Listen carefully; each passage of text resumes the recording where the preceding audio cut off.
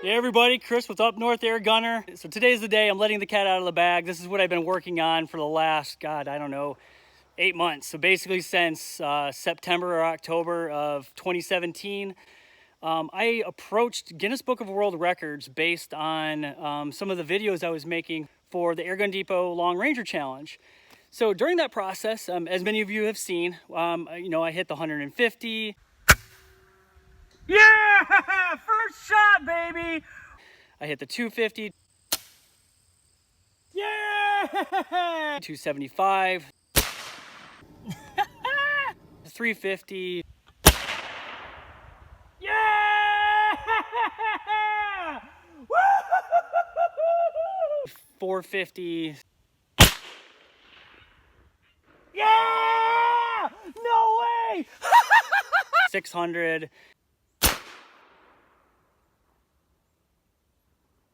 Yeah!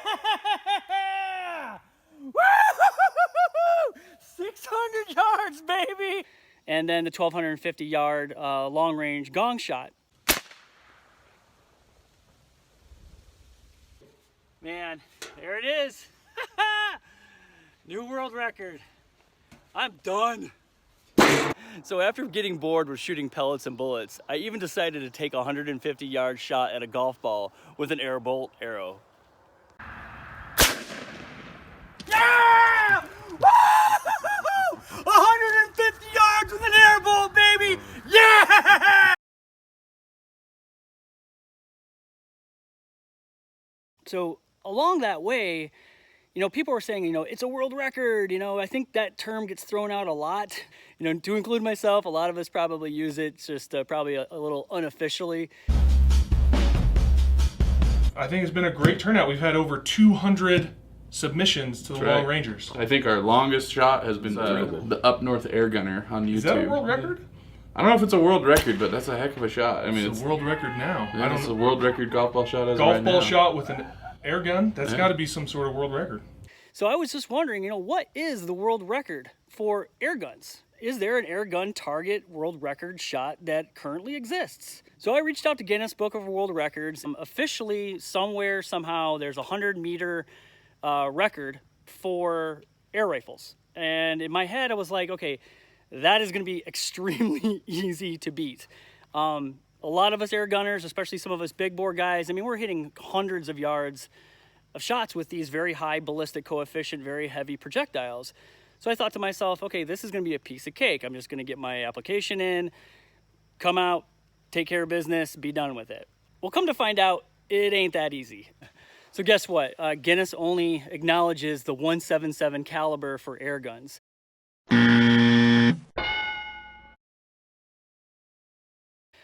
So that basically eliminated all my big bore hopes and dreams for the world record. And furthermore, a lot of guidelines that I really wasn't so happy with, but I had to come to accept in order to make this attempted shot. So I was hoping I could possibly shoot, something with a high ballistic coefficient, like a slug, 15, 20 grain weight. No, they actually came back and said I needed to shoot a 5 gram or less pellet.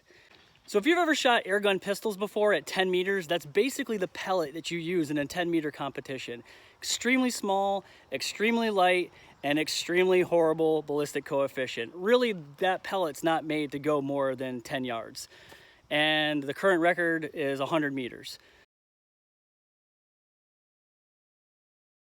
So one of the cool things about being in air gunning is a lot of us really get into the ballistics of our projectiles. And one of the biggest things we learn about is the ballistic coefficient of the projectile that we're shooting. And basically what that is the aerodynamic effectiveness that projectile can have at distances, or how far that can fly. To really have a basic kind of description of what a ballistic coefficient is, I like using the example of trying to throw a cotton ball versus a tennis ball versus a baseball. So if you took 3 of those projectiles, and just let's say all 3 of them are the same size, let's say they're all the same size as a baseball, but they have the weight of a cotton ball, a tennis ball, and a baseball, and you tried to throw it to home plate. A baseball, obviously, it's going to make there, and it's going to be probably a strike or very close to it. So with a tennis ball, it's going to be a little bit more difficult. I mean, regardless of how hard you throw it, you could try to throw it just as hard as you did that baseball. So by the time that tennis ball gets to home plate, it's going to be going a lot slower and probably a lot less accurate. So let's talk about a cotton ball. Let's say if you had a cotton ball the size of a baseball and you were on the pitcher's mound and you threw it towards home plate to try to throw a strike. Your arm velocity is going to be going just as fast as it was when you were throwing a baseball or a tennis ball, but when that cotton ball leaves your hand, it is going to be losing velocity at an extremely fast rate, and it is not going to be accurate, and you're probably going to be pretty lucky even if you could even get it to home plate. So with today's shot, I'm going to call this basically maybe just a step up from a cotton ball, trying to shoot it 100 plus yards. So I knew right away basically a 10 meter competition pistol pellet, shooting it through a 177 rifle was going to be a huge challenge. I was up for that challenge, but I'll tell you what, I have been practicing a ton. And as I was practicing, during that process, they also notified me that I could not use any kind of magnified optics to help me with my visual reach to the target. Zero scope. It has to be open iron sights. But I did reach out to AirForce and also Airgun Depot and Pyramid Air. So they actually have this sight, this diopter sight from AirForce. It's actually it's made by AirForce, sold by Pyramid Air and Airgun Depot. That is actually used for 10 meter and I believe 30 meter target shooting, competition target shooting. So I was like, great, that's fantastic. I had never shot with one before. I'll mount it on the gun. It should be super simple. So little did I know, when you try to pick up a sight picture with a 100-yard target, that looking through a diopter sight at 100 yards is extremely small. It's basically trying to line up like a grain of sand inside a circle. And to make this even more challenging, the target size that Guinness required is 6.7 inches or smaller. So the reactive targets that we cut them down to 6.25 inches, which is basically the size of a dollar bill. So yeah, I was kind of disappointed I wasn't able to use my Hawk optics to take this shot. I was really geared up to use that scope, but hey, rules are rules. So yeah, let's take a couple minutes to actually look at the rifle, my shooting setup. Okay, so let's real quick go over the actual technical setup here. This is a completely bone stock AirForce 177 caliber. We are using the AirForce diopter sights. These are open iron sights, no magnification. So we've got the Mad Dog rifle stock here mounted, and basically what that does is it gives us the cheek weld riser to be able to have a line of sight into the diopter sight here. And so yeah, there it is, completely straight from the factory, no modifications on the valve, the barrel, anything. It's, if you bought this from Airgun Depot or Pyramid Air today, you'd be shooting the same guts of the rifle. The only difference is we've got added a stock bipod, monopod, and these diopter sights. So basically these are typically used for 10 meter competitive shooting, and I think 30 meter competitive shooting as well. They're not magnified. It's extremely hard to shoot anything over 50 yards with these. In my practice shots, I've been taking 100-yard shots, and it's literally like trying to line up a grain of sand inside a circle. But we're gonna see what we can do today. So yep, there's the setup. 177 caliber. We're using the JSB Exact 7.33 grain pellets, which are well within the specs that Guinness has given us as far as weight and size. So like I said before, this pellet was made to be a 10 meter pistol target pellet, and we're kind of trying to do the impossible. But hey, I'm up for the challenge. Thank you, Guinness Book of World Records, for allowing me to take this attempt. Let's see what we can do. Here we go.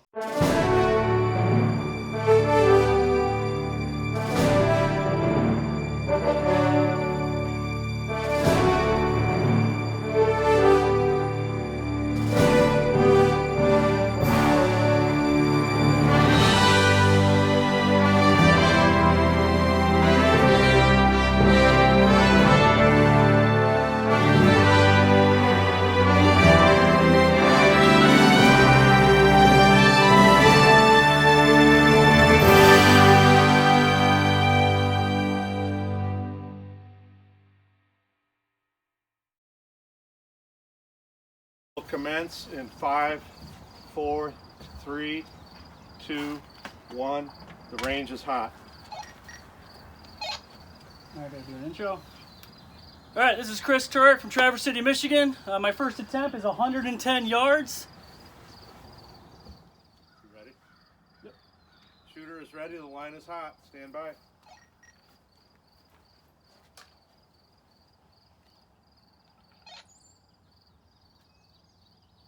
You ready? Line is hot. Good. Fire it well.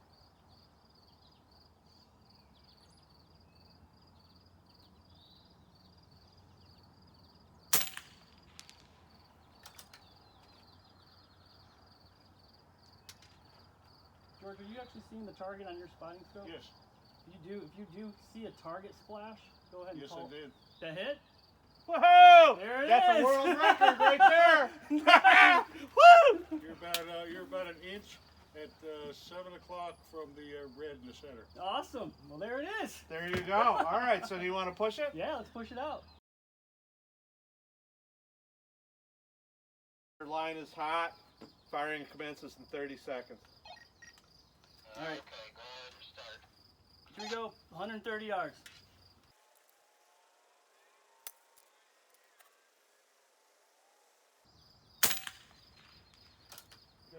Hit.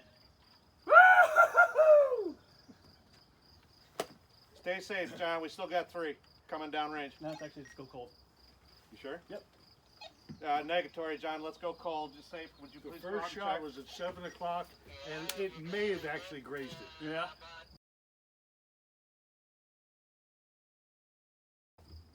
All right, so we've hit 110, we've hit 130, and we're going for 150. Here we go, 150 yards.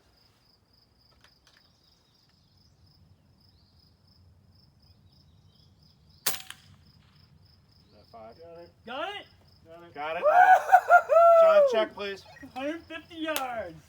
Hey, bolt open. Safety's on. You're a 16th of an inch off of the red dot. Oh! All At right. 5 o'clock. All right, 180. Let's walk it out there, get this on video. Okay.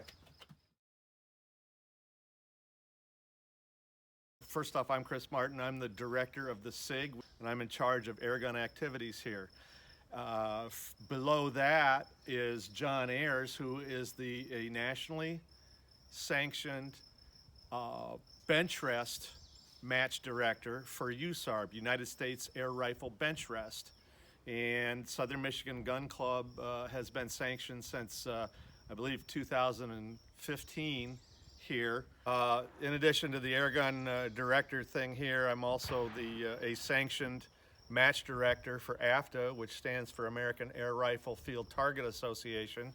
And we also held the 2016 AFTA Nationals here, where we had 108 of the best shooters compete here from Canada, America, Mexico, Venezuela, and Curacao and Puerto Rico. In addition, I'm also a NRA sanctioned range safety officer, as was George House, our other witness today. And I'm John Ayers, and I'm on the board of directors of Southern Michigan Gun Club. And I also run the 25-meter sanctioned bench match of the United States Air Rifle Bench Rest Association. I'm George House. I'm on the board of directors for the Southern Michigan Gun Club, and I'm here as a witness. Tell us what we did as far as the measurements of the range here and what we've had to do to match the levelness of the ground. Well, basically we had Terry Waldring of Waldring Surveying, and he surveyed this for both distance and elevation. He did use a transom and a prism. This setup is because this is the only place on this property where we could get out to 180 yards unimpeded. So in order to make this the same elevation as that out there, you're elevated up here about, 48 inches. But the idea is that we're pretty much flat now, 843 feet and change above sea level on both ends of the range. Your longest shot that is certified here today is 150 yards. You hit the target. You have successfully hit 150 yards under supervised and witnessed and surveyed conditions.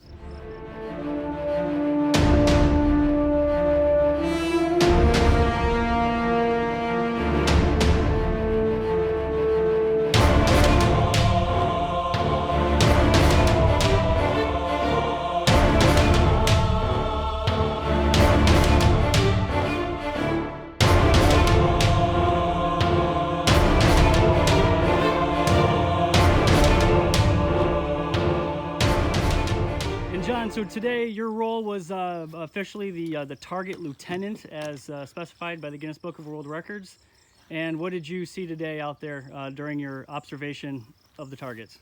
Successful shots at 110, 130, and 150 yards, and good to go. I was watching through my sighting scope, and I saw impacts at 110, 130, and 150 yards.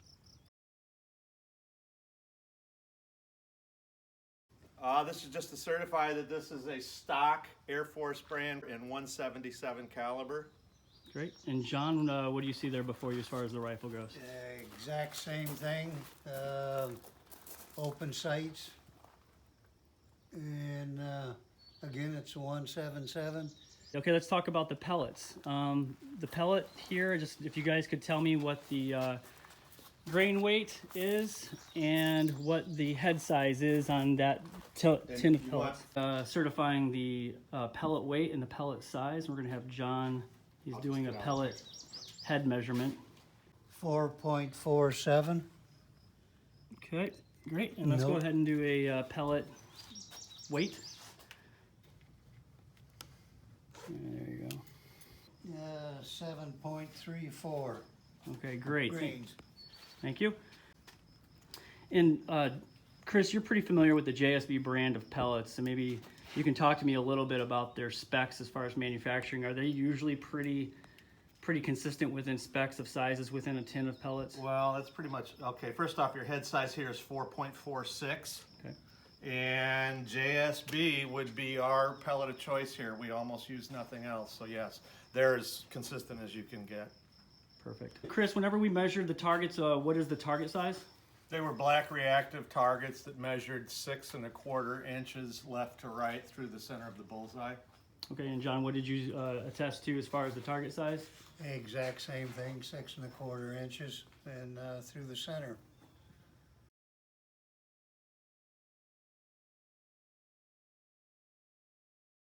Let's talk about that pellet that that Guinness has required us to shoot. Why don't you tell us a little bit about that pellet? That basically, a 7.33 grain diabolo-shaped pellet is basically a pistol pellet, or more specifically, a 10-meter pistol pellet. That's why it's as light a grain as it is. So it's a rather curious choice for what we were trying to do today, but we were successful. So we'll leave it at that.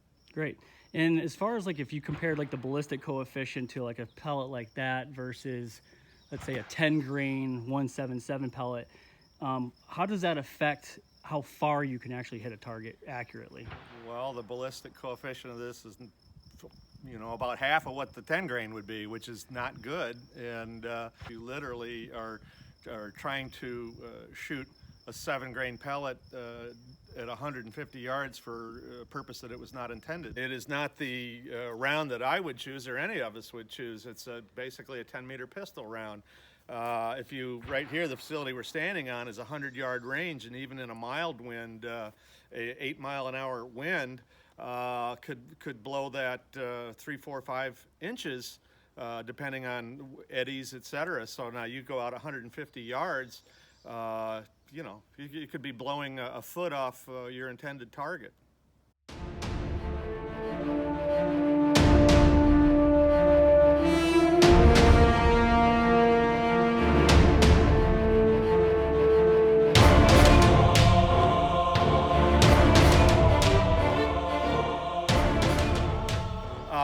This all got started. I used to be the owner and the founder of Southwest Michigan Airgun Club, and it grew from 2007 to 2010 to the point we couldn't shoot on my property any longer. So I came to the board of directors over here, and we shot here for 1.5 years. And after that, we put a proposal together, and the board of directors, in their ultimate wisdom, believed in us, and since then has given us 14 acres and a very substantial amount of financial support that allowed us to build what we believe is the finest dedicated airgun rifle facility in the United States. We have a 100-yard covered range here that is 80 feet long. We've got 20 stalls there. We have 11 lanes of field target through natural foliage, fauna, etc.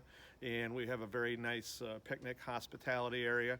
We have our own Nardi 4500 PSI compressor, and everything's electrified here. So it's state of the art, and we're very proud of it.